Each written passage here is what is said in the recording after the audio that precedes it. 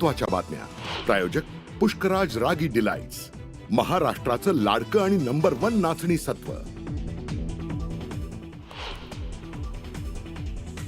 चौंडी इथं होणाऱ्या कॅबिनेटवरील खर्चावरून हर्षवर्धन सपकाळ यांचं टीकास्त्र. राज्य आर्थिक अडचणीत असल्याचं सरकार सांगतं, मग 150 कोटींची उधळपट्टी कशाला? सपकाळ यांचा सवाल.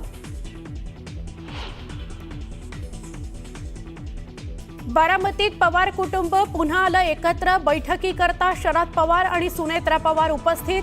युगेंद्र पवारांना सुनेत्रा पवारांकडून वाढदिवसाच्या शुभेच्छा.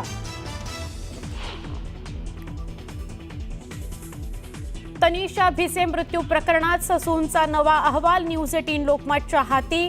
नव्या अहवालानुसार डॉक्टर घैसास दोषी.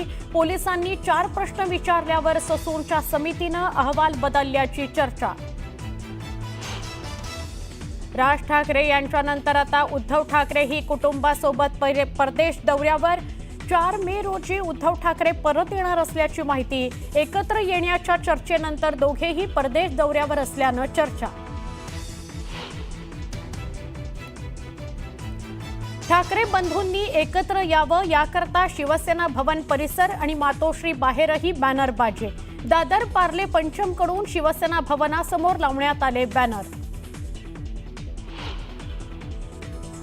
हिंदी ही भाजपची भक्ती नव्हे तर सक्ती. हिंदी सक्तीच्या मुद्द्यावरून भाजप आणि मनसेमध्ये बॅनर वॉर. सेना भवन परिसरात भाजपच्या बॅनरनंतर मनसेकडूनही उत्तर.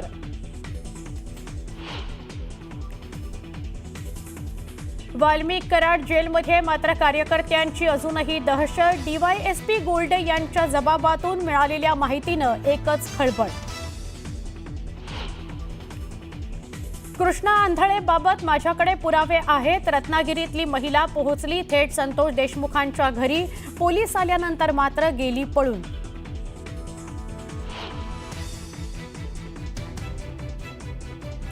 पुण्यामध्ये जैन धर्मीयांचा मोर्चा. मुंबईतील विलेपार्ले इथं जैन मंदिरात करण्यात आलेल्या कारवाईच्या विरोधात पुण्यात जैन समाजाचं आंदोलन.